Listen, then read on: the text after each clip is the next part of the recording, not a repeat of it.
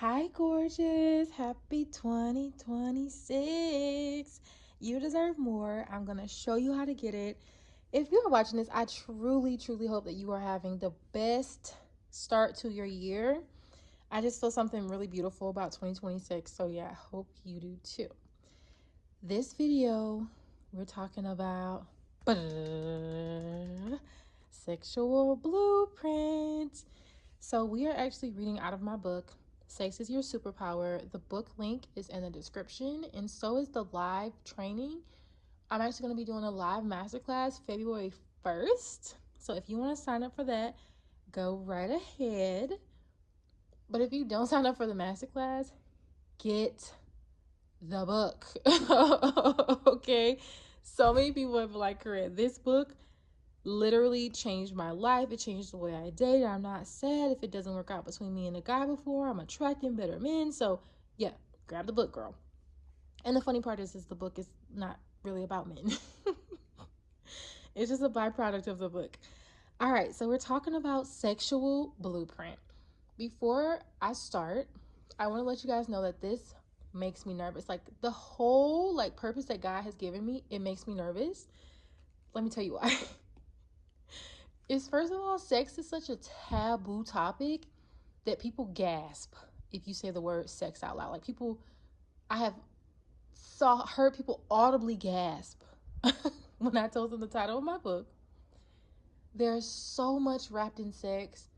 There's trauma, there's bad history, there's horrible, horrible messages that we have gotten from media, from the beauty industry, from the fashion industry, like just so many different things. So many women are uncomfortable, they feel unsexy. It's so many things wrapped up in it. And also, we don't talk about it. So because we don't talk about it, if someone talks about it, someone automatically thinks like you're gonna be nasty and dirty. I'm not. So none of my videos, especially my videos on YouTube, I might go a little bit more in depth, like in my private courses, but none of my videos on YouTube are going to be sexually explicit. None. Okay? None of them. So don't worry, I'm not going to talk about positions and, go to a sex store. None of that is not what I'm talking about. I'm talking about something you could discuss with your doctor. I'm talking about things that you could speak to, with your therapist. So I'm not getting raunchy. Just want to put that out there. But I will definitely be doing more like sex centered videos because that's what I'm supposed to be doing. All right, so your sexual blueprint. Like I said, we're in my book, Sex is Your Superpower. And I'm going to split this up two ways. There's going to be one for married women and then one for unmarried women. Neither is better than the other. It's just important for the questions I'm going to ask you to ask yourself. And then you always know, like this video, if I'm talking about sexual desire, and if you're unmarried, you're going to cultivate this on your own. And that's the end of the story, okay? We're not texting boyfriends and being like, hey, I watched this video and this girl said my sexual desire. Absolutely not. If you're married, start today. But if you're unmarried, you can start today. But we're not bringing this over into a relationship, an engagement. If you are going to use your sexual powers, use them for good. Use them in marriage. I'm never going to change my tune about that. Okay, so sexual blueprint is more like sexual desire. And when we say desires, it shouldn't be like, oh man, I desire that. Oh my gosh, I really want to have that. It should be like, oh man, it would be so nice. Ugh, if I was on the beach and it was a pina colada and it was in a really big glass, and the person who came to bring it to me, they were so nice, and I'm sitting under an umbrella. Oh, and the beach is white and the sand is white, and I'm just close enough to the ocean to where it's touching my feet, but I'm not close enough to where it's like ruining my chair and it's getting all up above my knees. That would be so nice. I'm like closing my eyes because I'm like, it's time for me to go to the beach. But that's what I mean when I say desire, not I gotta go to the beach. When am I going to the beach? No. It's about saying what you want in a way that you're experiencing, yeah, experiencing it right now. So like, I'm at the beach. I don't know where y'all are at. But mentally, I don't know why he's saying beach.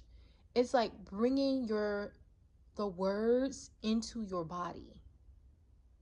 That's when you get into desire of like, oh, those are my desires. It would be so nice if the sun was out and there weren't that many clouds and I went to go get some ice cream and I walked down my favorite street and I saw the best people. Desire. Not, oh, I hope it's going to be sunny outside. I hope I'm going to be able to get some ice cream because I don't know, I'm gaining too much weight. Like, desire is how exactly would you like it to be, the best possible experience, and then feeling that in your body. That's what I mean by desire. So in your sexual blueprint, in your desires, that's what I'm asking you to do. Is what do you want to feel like? What do you want to happen? How do you want it to happen? Some people, I'm asking you about your desires because some women like truly don't know what it is that they desire. And if you're married and unmarried too, so a lot of women are sexually unsatisfied. And I don't think that it has anything to do with the more raunchy parts of sex, but it has everything to do with the steps before sex, even before your partner. What's going on in your body that you feel stiff, that you can't move, that maybe there's some sexual pain, that it's just so many different things. A lot of it starts with our mental.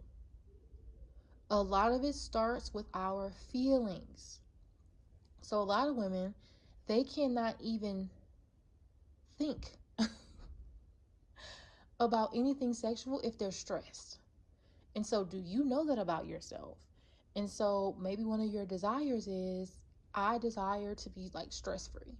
So bills paid 3 months in advance. You see how none of this is non-sexual? Like, bills being paid in advance is not like a naughty word, a thing to say, a naughty thing to say. But it can be a part of your desire because you're thinking about what is going to make me my freest, my funnest, my loosey-gooseyest, okay? What is that? Can you think about a day or a time or a year when you were just so happy, you were just, you were grateful for everything that was going on. You got all green lights, you got the first parking spot, and it wasn't handicapped because you don't have a handicap sticker. What was that day like? That's what we want to bring into our desires. So do you need bills to be paid? Would you like for children to be put down in bed? Would you want to be with somebody who's kind, who's caring, who's compassionate, who's strong, who's sensitive, who is a little bit more stoic? Do you want, what's your environment? Do you like the beach? Do you like the mountains? Do you enjoy being by a waterfall? Like, are you in nature? Are you at a museum? Like, just what is the ideal?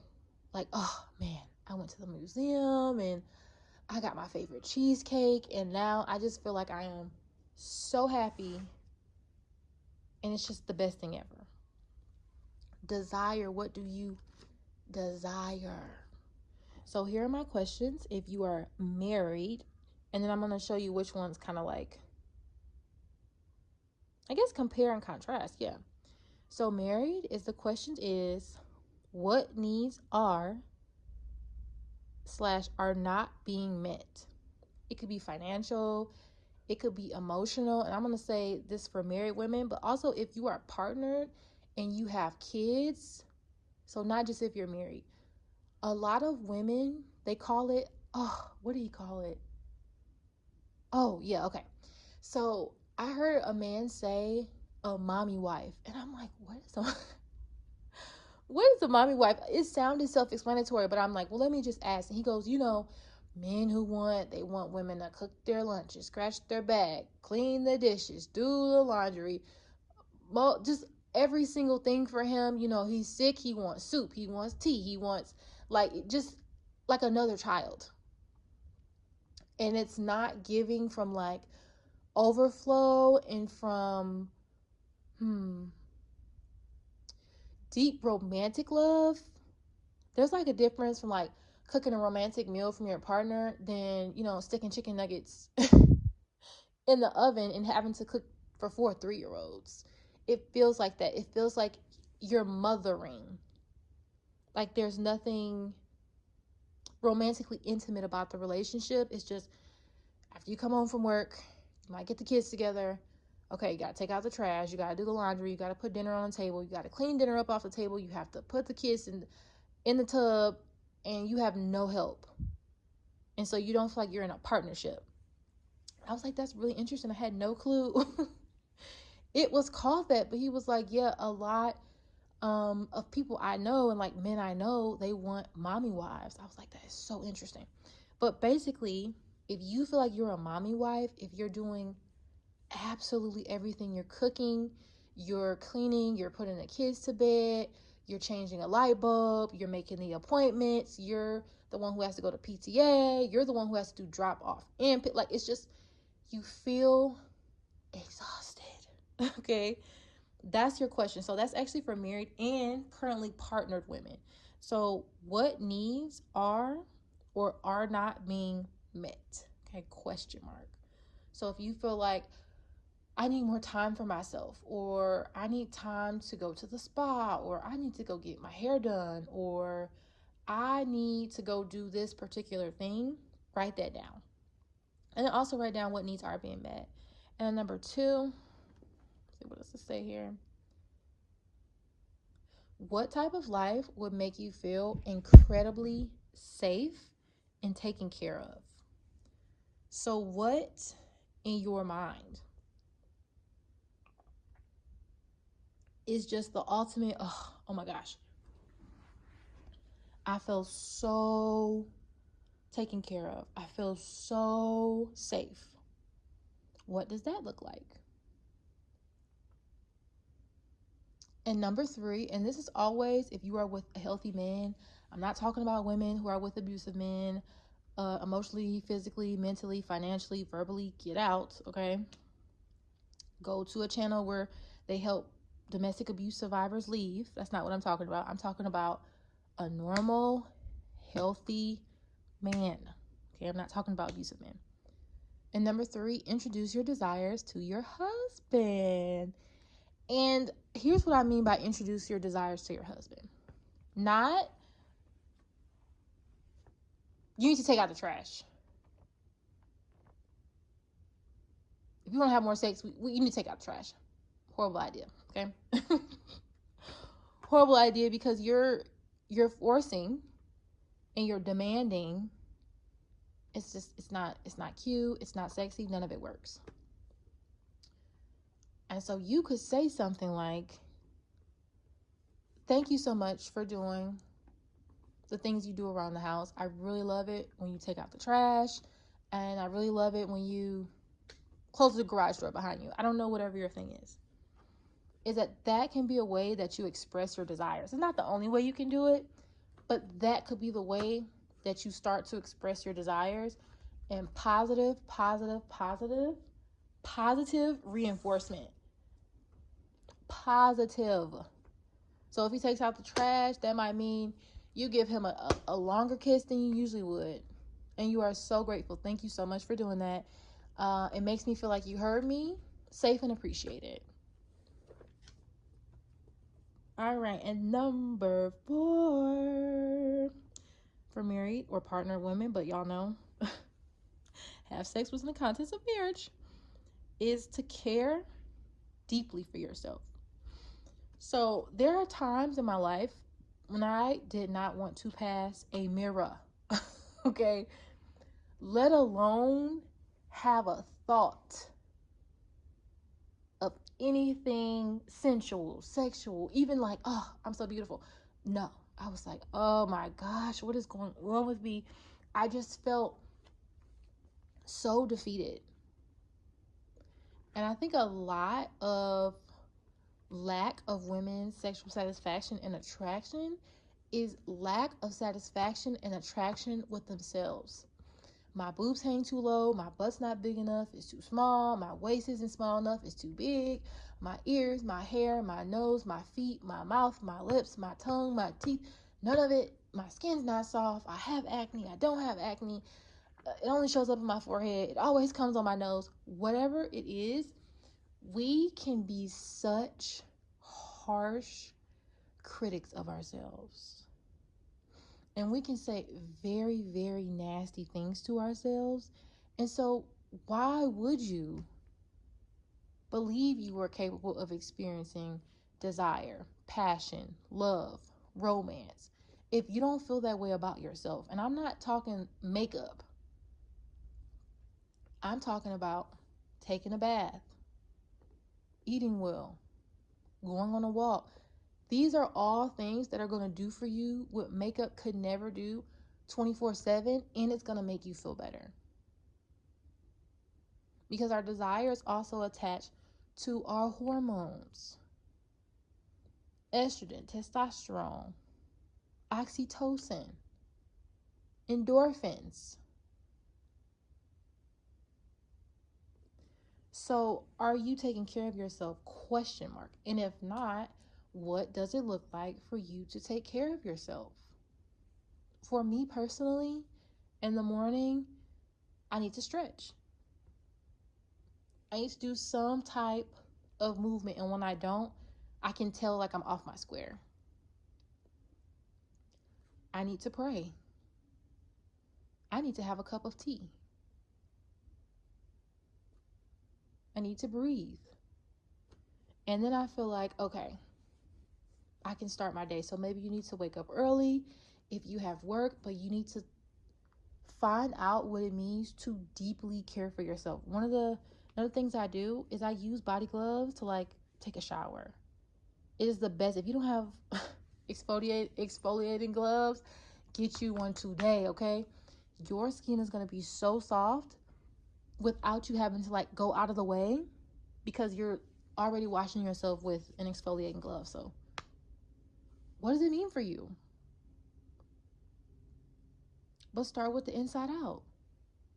Do you need to drink more water? Do you need to walk? Do you need to breathe? Do you need to stretch? Do you need to move? Movement is huge. Movement is a way a woman lives.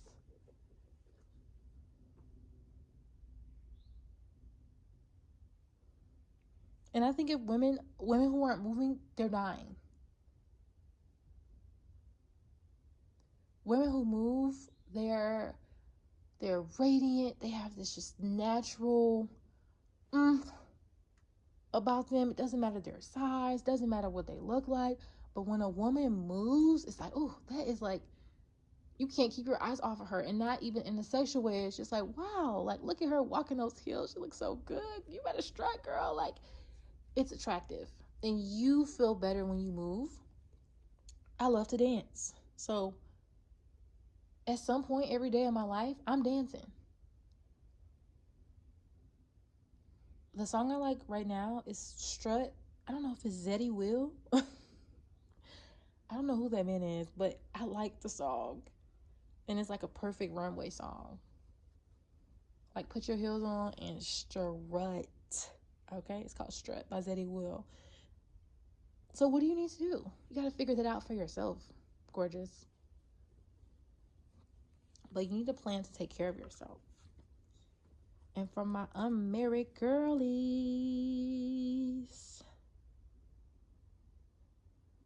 I'm in this beautiful boat with you guys. So unmarried is, your first question is, what does your safest life look like? 2, how can you bring people in to help with this? I do not understand the boss babe mentality, because that's not how I have lived my life. If I need help, I'm calling somebody. I'm like, can you please gonna help me with this? I don't know how to do this. Can you help me? And most times, especially if you give people like advance warning, people can help you out, okay? So who can you bring in to help you with your safest, I'm going to put most fulfilling life. Safest, most fulfilling life. And then number 3, but this also want to put this with married women too, is there any heavy sexual trauma that needs to be addressed? And I don't necessarily have to go too deep into that. If you feel like you've experienced heavy sexual trauma, then it needs to be addressed. Whether that be through prayer and therapy. It's people call it it's called MDMR. Some people tap, like just so many different things. Address it. One, not just for you. So this goes into like the spirituality component, and I'm not sure if I've been doing the best job in my videos of bringing the spiritual into it, but I need to. Is that in the Bible it says the sins of the father will visit the child or visit the son, and we can just put the sins of the mother will visit the son, and not that any of the abuse that happened to you was your fault. What I'm telling you is if something keeps showing up, you're probably not the first person in your immediate bloodline to experience that. Meaning you gotta close the loop or the door, or so many people call it different things, or the curse or the legacy or whatever. You have got to close it, because if you don't close it, your children will have to deal with it. Like, if you look at your parents, if you know your biological parents, you are dealing with most likely the exact same things they're dealing with, give or take a couple things. So if you struggle with pornography, most likely your children will struggle with pornography. And I know you think, oh, I have locks and this and that, and they'll never see it. A lie. If you struggled with having adolescent sex at an early age, probably because you were exposed to something, your children most likely will be exposed to that. So we have got to clean that up. I'm not blaming you. I'm not saying that you sinned. I'm saying that there's some responsibility, not blame. Responsibility because it showed up in your life, and you got to clean it up.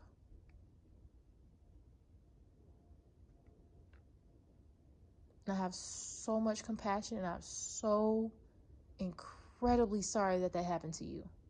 I am so sorry. I am so sorry. And my love, you have got to clean that up so it doesn't affect you anymore. Okay? And that's for married and unmarried women. That is huge. It probably should be my number 1, is you have got to clean it up. And so please find somebody who's trusted and who can help you to help you do that. Because you deserve it. You deserve to live a life not having to think about all the horrible things that happen to you. And there are people out there who can help you with that. And I think this might need to be my number 1, is your relationship with God. I am so confused as to why people think that God and sex don't go together. I've never understood it. I have never understood why people don't mix God and sex. And I've never understood why Song of Songs has never been taught in church. In Song of Songs or Song of Solomon, depending on the version you get, is literally a book about sex and desire. Literally. It's talking about lipping, licking, flipping, dipping, nipples, everything. Everything. If you don't believe me, download the Bible app or pick up a Bible. It's a very small book. It's like maybe 3-4 pages, maybe. Song of Songs, depending on what version you get, or Song of Solomon. It is literally a book about sex. That's it. There's nothing else happening but sex and desire. And it's about a married couple. I think it's the night of their wedding, or the night of their honeymoon, or the night before their wedding, or the night of their honeymoon. And yeah, it's about a man speaking to his fiance or his wife, can't remember which one. And it's about a woman speaking to her fiance or her future husband. And they're talking about sex, sex, sex, sex, sex, literally, in the Bible. No one teaches it, because it's like, we are so afraid of sex. We're like, oh my gosh. We are so afraid. And so to have a better sex life, I promise you, you need to tap in with God. I promise. And I promise. That's one of the reasons why you should also wait until marriage, is that when you wait till marriage, God is going to capital B, capital L, capital E, capital S, bless your marriage bed. I promise you.